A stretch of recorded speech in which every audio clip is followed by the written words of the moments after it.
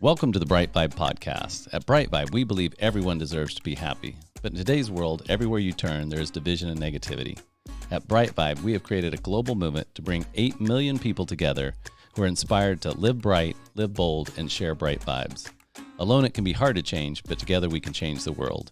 Welcome to the BriteVibe podcast. All right, Cliff Beach, welcome to the BriteVibe podcast. So happy to have you on today, sir. I think it's going to be a very enlightening and entertaining conversation today. I agree. Thank you, Matt, for having me. Yes, you're an author, you're a musician, you've won awards in different areas of your life. I think you've got an MBA, is that right?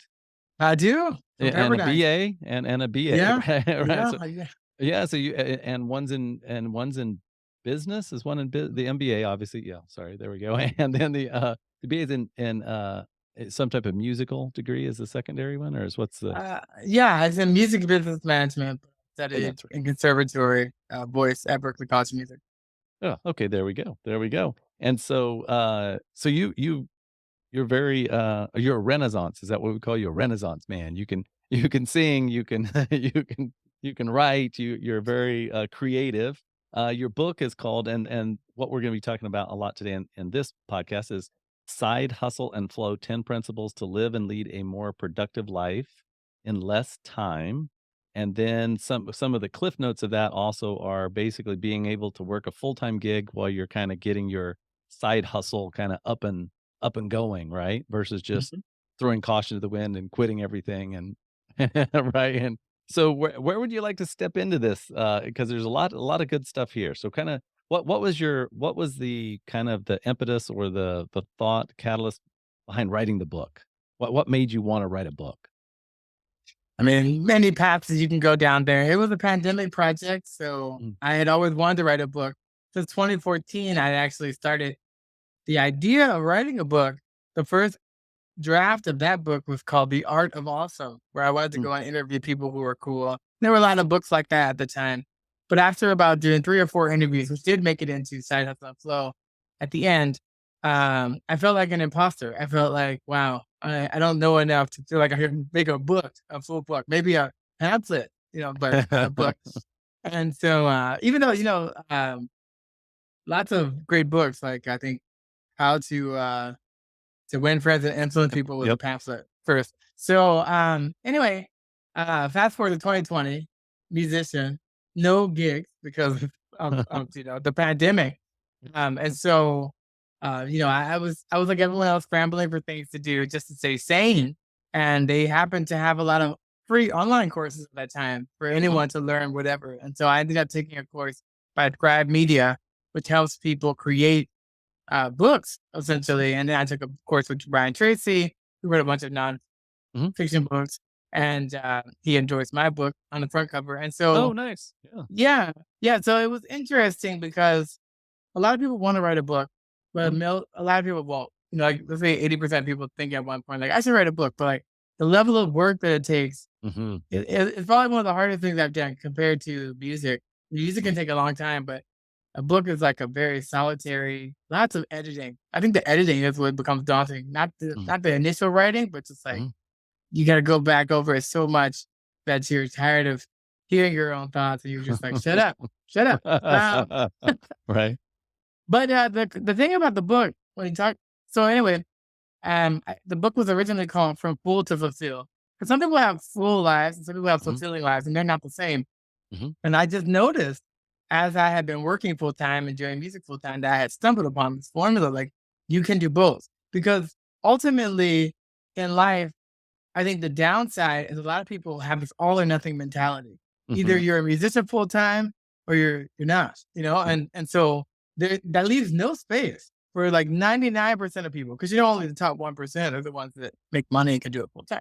So um so you can do as little or as much as you want. The point is like if that fulfills your purpose and your dreams and your passion, and you can do it even 30 minutes a day. Better do 30 minutes a day than no minutes a day. And don't Mhm. create a zero sum where it's like, well, if I can't do it, 8 hours a day, then it doesn't count.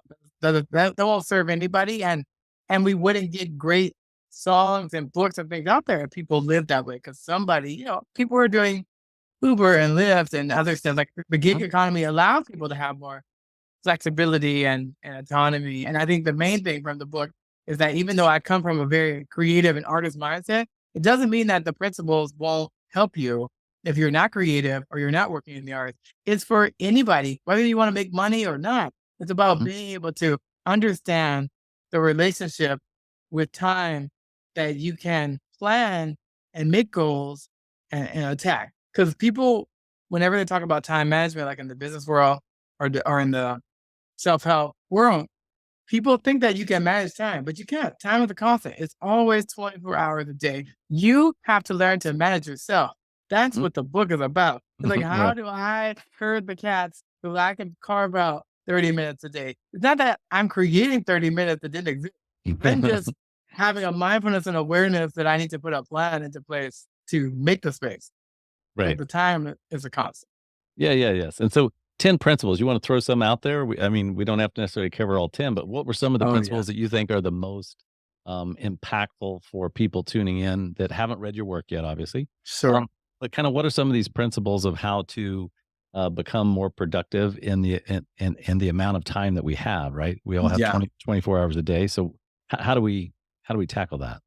Sure. I mean, just to surmise a few points, I think the book starts with the first point is mindset. Mhm. You if you don't adopt a growth mindset that you can be more, do more, have more, then there's no point to even read the rest of the book, because the mind the mind thinks and then the body and everything else acts from that. It doesn't Mhm. work the other way around. So it's like if you have like this negative loop saying that you can't do it, then you're right. You can't. If you Mhm. believe you can't, then you can't. If you believe you can, then you can. And there's so many great historical references of people believing that they can. Like when we said we want to get a man on the moon. We had no technology for that. That happened, you know? Or maybe it didn't. Conspiracy theory, I don't know. But Depends on if you're a conspiracy theorist or not, but yes, yeah, the common thing is, yes, we did land on the moon, exactly. unless you're A paranoid, then we didn't. right. And the Wright brothers, it was like, Oh, yeah. they had no funding, and Right. they're 2 brothers, and their dad was a pastor, and he said, "Absolutely not. Flying is for the birds. It's impossible." And then he was actually shocked when they got, the plane off the ground. So, again, having that can-do attitude, it really does make a difference. But at the same time, there's this misnomer when you talk about positive thinking, and people think you can do anything. That's not true. I tell people all the time, like, if I see you in a car accident and you're bleeding outside the road, and now I'm like, I'm positive I can be a doctor. I've never taken medical classes. I don't have any training for that. That positive thinking is not going to help. I'm Right. positive that like I'm the wrong person. I can call someone to come help and ask. Um, so that's the difference, is that it needs to be something that you can do. And figuring that out, I think, has to do with understanding your shape. Just like people have to learn how to dress for their body type, you have to figure out what fits for your personality, your learning style, and like what you can contribute to the world. And the Japanese have this philosophy called ikigai, Mhm. where basically you ask yourself these 4 questions of what am I good at? What do I love to do? What does society need from me, etc. And that Mhm. takes you down a path. So mindset is really around understanding you can have passion and purpose in your life. Some people, it's natural. Musicians, you were always playing music, you gravitated to it, early on. Some people at 40, we have no idea what we want to do. But you have to start asking the questions. You have to be quiet and have reflection time. A lot of people just aren't asking the question. So that's one thing. And then when you get to the middle of the book, you talk about goals are golden. Because ultimately, as a musician, people are dreamers. And dreamers are great. But a dream is nothing until you have a goal. Because otherwise, if I want to make an album, I have to make a goal and I have to then put action steps in place to go record and get a band and produce and then eventually put it out on Spotify or whatever. That's a process. It's Mhm. like me just having that dream that I want to do it isn't enough.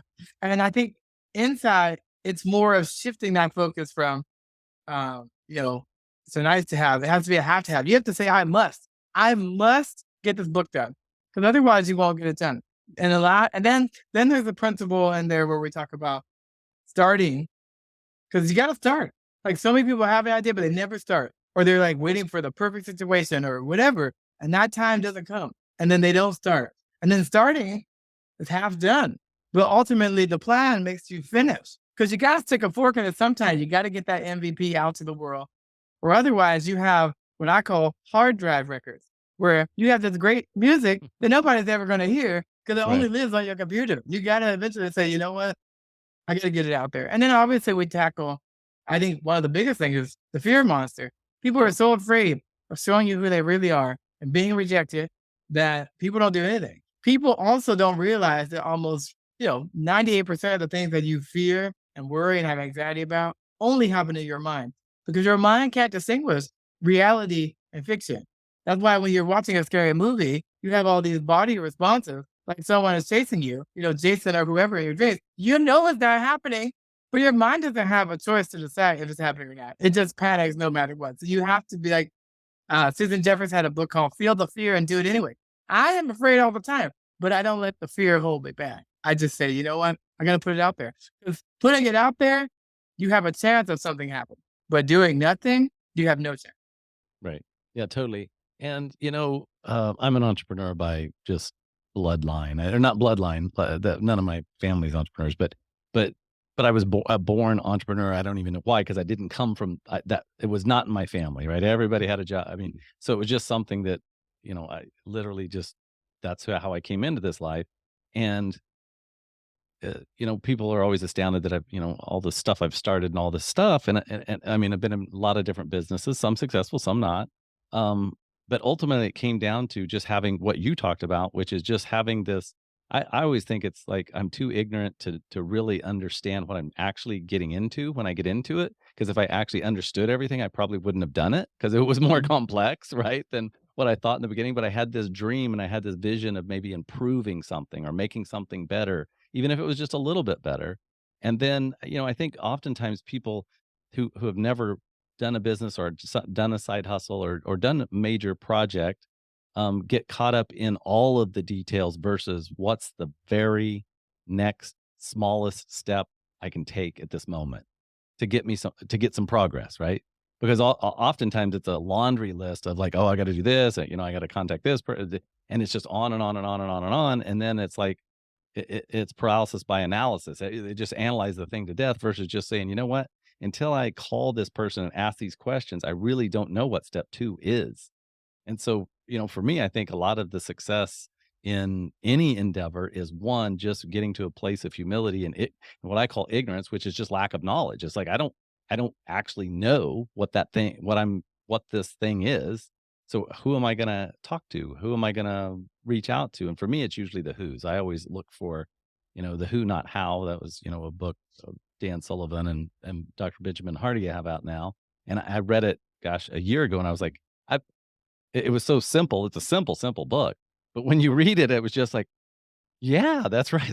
That's exactly how I've run most of my life. And when you look at success in your life, that's usually exactly how it works is when you wanna know something, you either read books, you watch YouTube videos, or you go talk to somebody. I mean, since I'm a little bit older now, it's like we didn't have YouTube videos and books were just at the library. So, right, there weren't books on every single subject.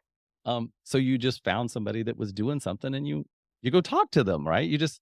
And I remember getting into like I got into real estate, was a realtor for a while, and I remember just, like, literally calling other realtors in the market that I was in and just asking them if I could buy them lunch, and I don't think anybody turned me down. I think I met with, like, 5 or 10 of what would be considered competitors, but it was just like which most people would be like, "Why they're not gonna talk." I'm like, "Why would they not talk to me if they're most successful people I have ever met in my life," and I met some super uber successful people, they always will talk to you. I've never known anybody that I was like, if I was truly sincere about, I really want to know this or that about that industry, and I call the person, people that are successful, I have found by far and away want to share because they understand how hard it is to do the thing, and they want to be able to help. They want to, at least that's been my experience. But I'm not in the music business. I'm not in the, the book business. So kind of what's been your experience of that? Yeah, no, I talk about it in the book. I talk about starting businesses and working with the SBA and score.org. But yeah, I think even historically, when you look at apprenticeships, how people would go and become a blacksmith, and it's like you Yep. go learn from this person, and they died, and took over their business, and that was quite common. And so I think I think technology has helped us in a lot of ways, but it's hurt us in a lot of ways with social skills and being able to talk to people and just, be normal. I think people are like, they're kind of like, trapped behind the digital separation, which doesn't allow them to go seek out mentors as much, or to do these informational interviews and things that you can do. But you're right. I mean, ultimately, if you're asking people just for information, they may not have a lot of time, but there's a lot of people who will say yes. Not everybody, but a lot. If you can get onto their calendar, and it may be far out in advance. But I think, again, it comes down to fear. I think people are afraid of putting themselves out there and getting a rejection. When I was working on finding a publisher for the book, I think we sent out about 350, 400 queries to eventually land on the one. Now, I had somebody set that up for me because I don't Mhm. have all the time in the world, but eventually, I had to manage it after that. And it's a numbers game. I mean, every book that was successful, look at Harry Potter. She went to multiple publishers that all said no. Dr. Seuss taught them we're up to read, and 30 publishers said no. I don't think it happened. Someone passed on the Beatles. Now they're still making records after the grave. So it's like, it happened. No one's gonna say no. So I think you really do have to have a thick skin and the stomach. And that's why not everyone's gonna start a business and be an entrepreneur. It's not for everybody. But that's why I tell people, you know, we talk about entrepreneurship, but now I'm talking about entrepreneurship. How can you have an entrepreneurial spirit while working for someone else? Mhm. Because that's a valuable, sticky Mhm. employee. That's the person who becomes the linchpin. People don't need people. AI is going to replace people who are doing rudimentary Right. tasks. So, you got to be a step above that. And people who are investing in themselves, people who are taking the time to listen to these kind of podcasts and read books. It's like leaders are readers. The information is out there. We have more information out there now than ever in the world, but it's overload. There's so much information and there's so much white noise that people don't know where to start. And people, they do have that paralysis from analysis, but they also have, like, when they get overwhelmed, they just end up doing nothing. Nothing. Yep. Yeah. So you have to be worried about that. Or we have this, psychological thing where it's like, you see someone getting attacked, no one calls 911 because they think someone else did it. So we're always Mm. passing the buck. Someone else did it, something else happened. Or people who are like someday I'll, but they never get off that island, it's like, it's gotta be today. Today is the day. So I think do it clunky. Mhm. No one starts. It is amazing at the beginning. Jim Rohn said, you don't have to be great to start, but you have to start to be great. Look Mhm. at Michael Jordan. Michael Jordan, $1 billion franchise with Jordan, with Nike. He didn't want to Right. do that. He wasn't and then from there, he wasn't accepted into, his junior varsity team. Mhm. We could have never even heard of him if he was Right. like, that was the end of the story. So it's like, you're not going to probably be the best and greatest, and your first product is probably not the best. But I mean, look at Intel. Intel became like a game changer in these small chips. They used to make other stuff. Mhm. Fujifilms, film went out of business. Now they're in like beauty. They took all the technology of how they treat film and keep it from anti-aging, and they turned that into skincare. And they made I didn't know that. millions of it. Yeah, I know. So it's like, you have to constantly be on this evolution. That just because of what you're doing today, there's like industries that didn't exist 10 years ago. There's a whole crop of them that'll be here 10 years from now. And Mhm. so I think it's like, you want to build up the soft skills and the hard skills, but also know that, like, there are lots of different moves laterally, up the chain. But the main thing is that you need to evaluate when you're climbing that ladder for success, that you have the balance for the self care and other stuff, but also, is my ladder on the right building? You can Mhm. climb and climb and climb, but ultimately, you may be living somebody else's dream. That's what happened to me when I was a kid. My aunt wanted to be a doctor. So then, I graduated early and I was set up to go to pre-med. And then right at the last minute, I decided to do music. I was like, this was never my dream. In the same way, in the beginning of the book, I talk about being on American Idol, Oh, and I got right. kicked off. And then when I got kicked off, it was like, well, that's it. Or pivot change. I never wanted to run reality TV. I just wanted to do music. That was Right. one vehicle, but not any. Look at Jennifer Hudson. She got kicked off, at Mhm. number 5, and she's an EGOT now. Emmy, Grammy, Oscar, Tony. You can't do better than that. You can't let somebody, write your epitaph. You are the Mhm. master of your own fate and captain of your own ship. You get to determine and decide what you want to do. Well, as much as it within your power. Do as much as you can to change, just again, with those tiny habits, those incremental things that are lifestyle that you can do and blend it in. I tell people, underwhelm yourself. Don't overwhelm yourself. Start small. Go to the gym, do 15 minutes a day. Don't say, well, I have to do an hour because you do it once and then, once you don't do it correctly in succession, you just quit. That's what Right. we've learned. So like, no, no, 5 minutes, 10 minutes, build it up slow. And then eventually it becomes a habit and then it's a routine. Yeah, and I agree 110%. I think too often in life I would do that what you just talked about, which is, okay, I'm gonna go to the gym for an hour and I'm gonna do this and do that. And then by day 3, it was like, okay, I missed that day because of this or that. And it's like the whole thing just kinda would fall apart where now it's more, hey, what do I need to do today? Just even if it's just send one email, make one phone call, send one text, what gets this project just to the next step, right? Not to the end of the road, but like today, I was like, "Hey, what can I do? I'm working on a project right now." And I was like, "What can I do? Oh, you know what? I'm gonna go print this legal document in hard copy so I can sit down and edit it."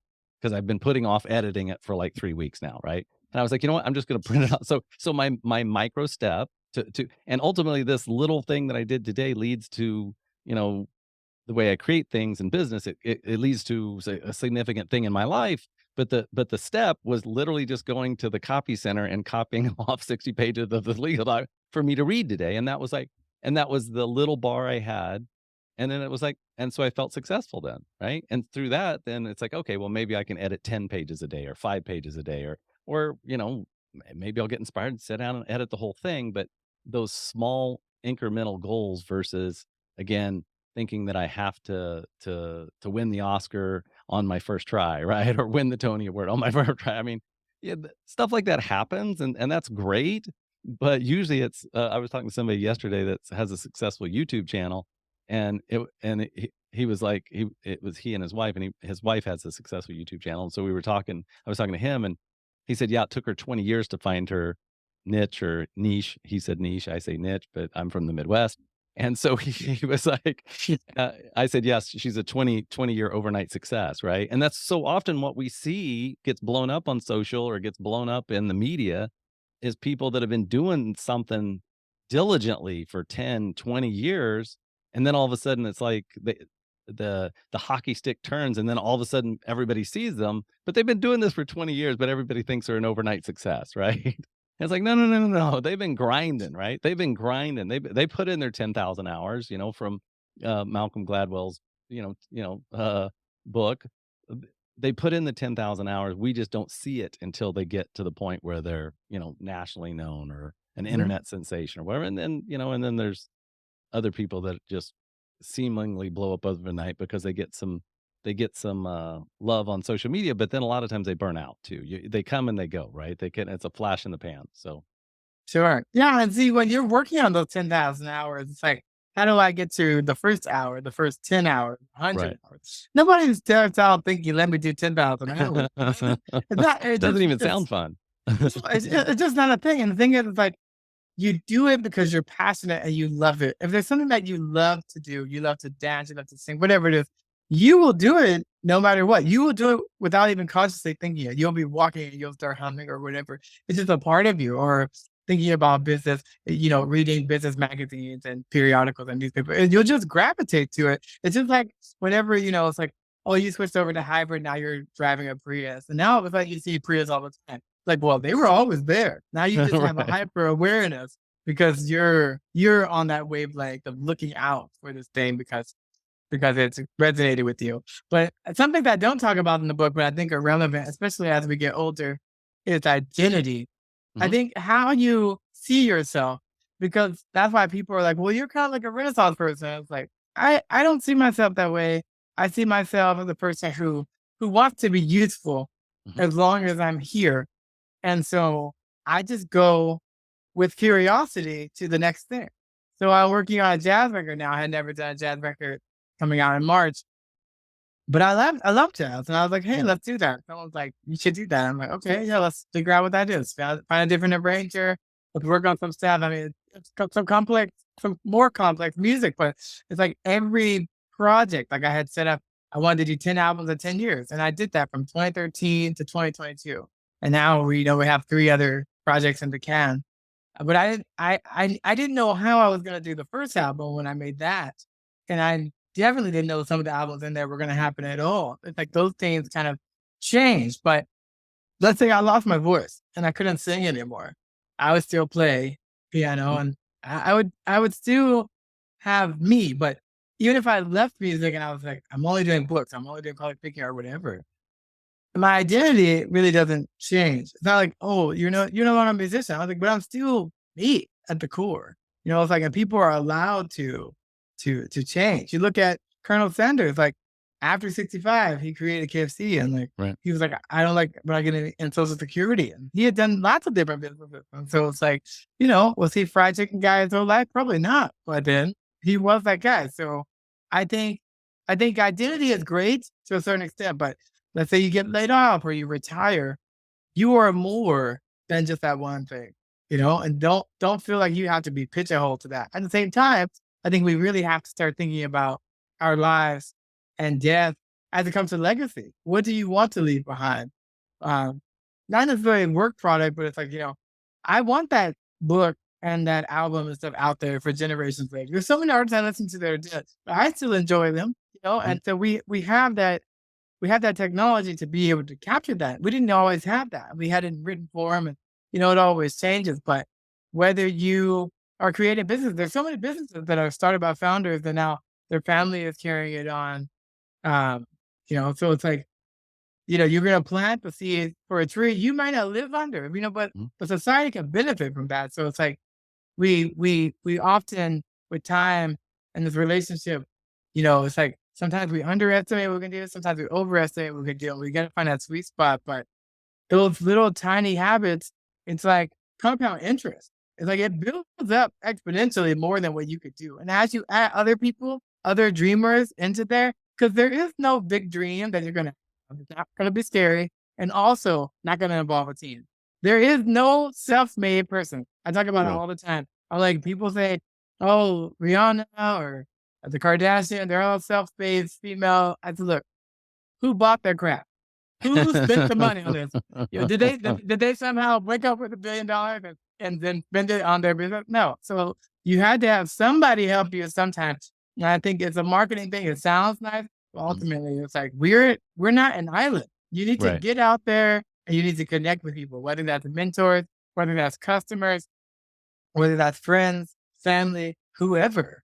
It's Mhm. like you're gonna and the thing is like once you share your dream, you look at Walt Disney when he was creating Snow White, and Mhm. they thought that was like Walt's folly at the time. They were like, if you make an animated feature, nobody's gonna watch a long feature cartoon. He was such a genius. He told the whole story to his staff, doing all the voices and everything before it was even a movie. It came out the way he wanted, and when it won the Oscar, they gave them one Oscar with seven dwarfed Oscars. It was the whole thing. But and he built Disneyland from that Mhm. money and the studios and stuff. And so again, like a lot of people are not going to see your vision and understand, but the people that do, it's like you either you either have a dream and make a plan, or you work for somebody else who did. That's it. So it's Mm. like you have to decide who you want to be, and it's fine to be either way. But when you're building that team, a big dream that's exciting, it's like let's get a man on the moon. They got the brightest minds on that. We need a COVID vaccine. They got the brightest minds on that. It's like how do we make a vaccine in a fraction of the time? But at the same time, overnight sensation. They've been working on that technology a long time. We just hadn't heard about it. So it's Right. like it's a whole ecosystem. But I feel like, just try to do a little bit better every day. Just do something that moves the needle a little bit forward. And you're going to be still better off than probably 90% of the world. 90% of the world not even thinking about that. People are just focusing on surviving. And so Charles Darwin, like, yeah, survival of the fittest. That's great to live. I heard someone say they're like, you can't spend too much time trying to make a living where you didn't spend any time making a life. There has to Mm. be a balance there, but ultimately surviving will get you only so far.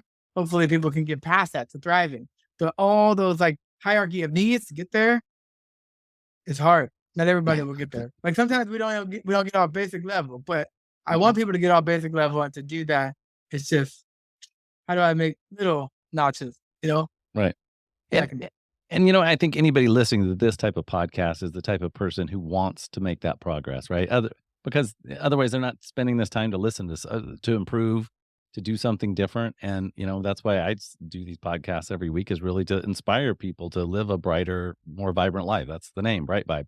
Um, But ultimately, it comes back to what we've been talking about and what you've just touched on again, which is just taking that next step, whatever that is for you. And then I think a lot of times just knowing that uh, failure in the moment isn't a sign of failure long term. It's just like Edison and the light bulb, and that's that's cliche now and been overused so many times. But ultimately, each time you fail, it's just one more way that it doesn't work that you've discovered, so you can try something different. Versus, oh, I tried this once and I did, I tried to do whatever that thing is. I tried to invent this thing and it didn't work the first time I used it, so I'm just going to quit. And it's like, well, no, success never works that way, right? It's the I'm trying it, trying it, tweaking it, going to customer base, reaching out, seeing if people want this thing or not want this thing. How can I package it in a way that makes sense? A lot of times it's just marketing. It's the way we talk about the product, or it's the way we people address something. It's like one way it didn't work. Authors do this with books, right? You talked about yourself having different titles. Like it's like, okay, this title didn't do well at all, and this title people loved, and right? And it's the same book, right? And sometimes I know that they take books and they literally market them. They're the same book. They just put different titles because people resonate with that title more, right? And so Yeah. I think it's just a matter of, what's the next step in whatever part of your path you're on, whether it's, you have a goal to lose weight or make more money or have better relationships or do a side hustle or whatever that is, you just got to not think of the 10 things. What's the next one thing or two things or three things that are easy that you can do till you start to build that momentum, right? You put the training wheels on the bike so that you can learn how to ride the bike first, do the pedals before you take the training wheels off. Put the training wheels on the bike and start pedaling, right? And just get some down the road a little bit before it's like, oh, I failed there. I have had a string of businesses that didn't do very well in the last 3 years because of just the whole world stuff, and there's some days I beat myself up about that, right? There's some days I'm like, "God, do I really know anything? Like, am I just a failure?" And then I'm like, "But wait a second, this was successful, and the 25 years before that, I had a lot of wins." Right? Mhm. So now it's like, okay, so kinda back to what you were talking about earlier, okay, what's my 10,000 hours in? What do I have the 10,000 hours in? And then what can I do with that, maybe in a new way or in a different way or a more impactful way or a more purposeful way, but still using, you know, I believe God creates us all with certain gifts and certain, you know, desires that is put on our heart, put in our soul, and so it's kind of like, am for me lately, it's been, am I fighting that which I am, and just start using the gifts and the talents that I've been given, and then I'll be shown why that's more purposeful versus waiting for some aha inspiring moment where the clouds open and I get struck by lightning, and it's like, and basically God would say, "Well, just do what I've already been telling you to do. I built you this way for a reason. Now actually just do that thing." Versus, right, where I'm going, "But is that good enough? Is that purposeful? Is that helping enough?" It was like, "No, no, no, no. I'm skipping to the last step. Just do the next step, Matt. Don't overthink it." Right. Yeah. No, I mean, we all have those struggles, but at least you're asking yourself the right questions. When you talked about before having like an ignorance, like you look at a baby taking baby steps, learning to walk. The reason why they're always able to do it is because they fall down so many times, but they're not trying to get anywhere. And they had no concept that they couldn't do it. Right. So it's like, but the thing is that as we grow older and gain awareness, then that's when we start to change. And the same way we know now from Sir Ken Robinson, when you're looking at how we are educated in our school system, creativity is beaten out of us. So when you talk to kids and they're 5 years old in kindergarten, you say, who's creative? Who wants to say who wants to say? Everyone raise their hand. They're all excited about everything. By the time you get to 12th grade, you got like 2% who are daring to be different because they can stand to be ostracized by a group. Mhm. We're so built to fit in. One of my biggest thoughts, confident, I wrote when I wasn't confident and it became, almost a mainstream on Spotify. But in there, I talk about I finally got to the point where it's like, I'm not going to shrink to fit your narrow point of view. I'm not going to be shoved into this box that I don't fit.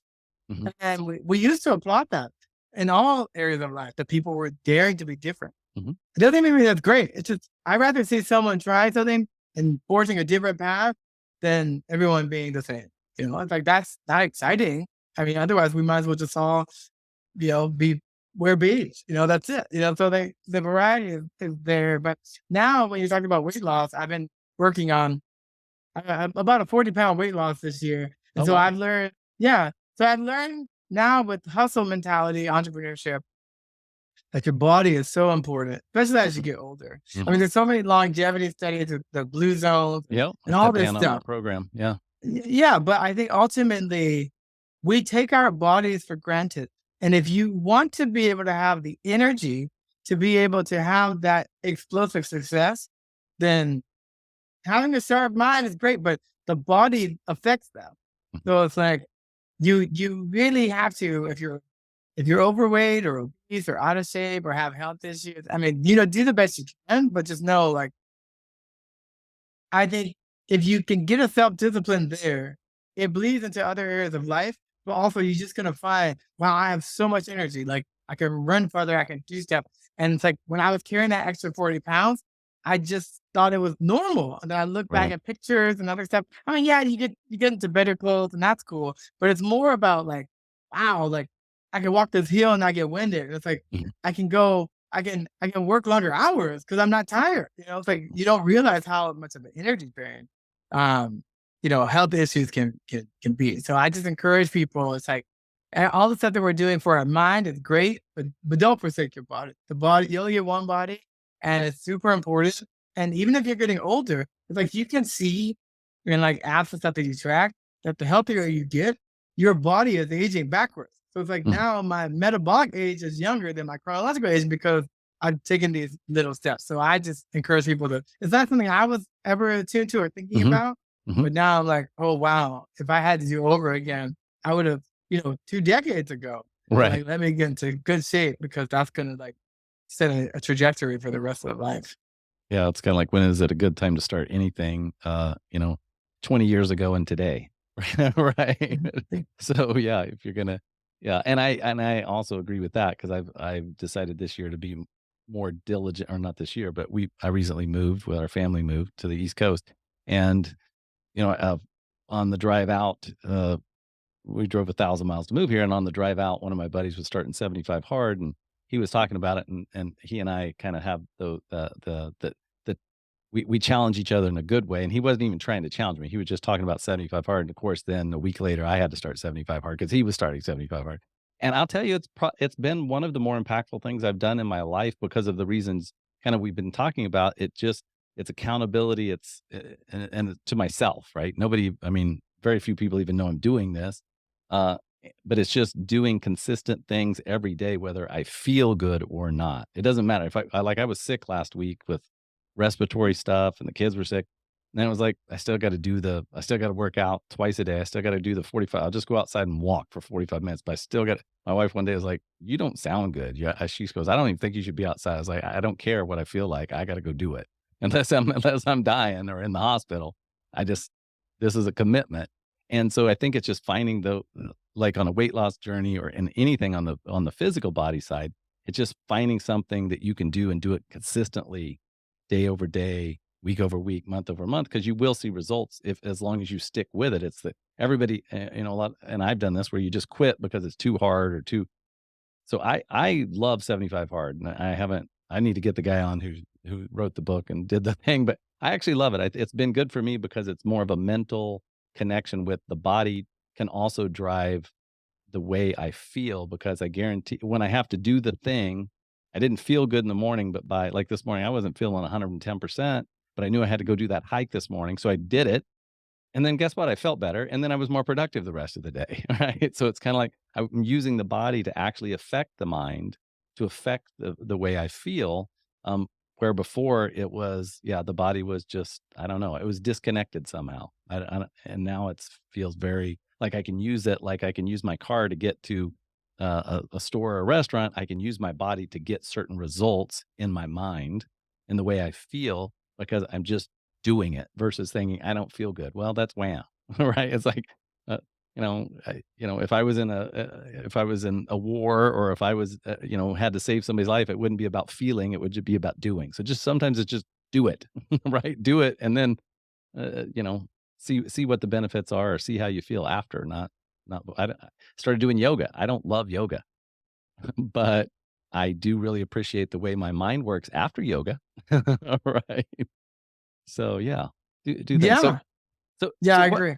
how so I really appreciate this conversation today. Thanks for coming on. What would be kind of, if you could distill all the wisdom you've learned through your life, because you've had a lot of different experiences in different areas, obviously very creative, but then also have this kind of business mindset with that creativity, that I think is like super powerful in the world we live in now, where these two worlds, creativity and business seem like they're coming more and more together.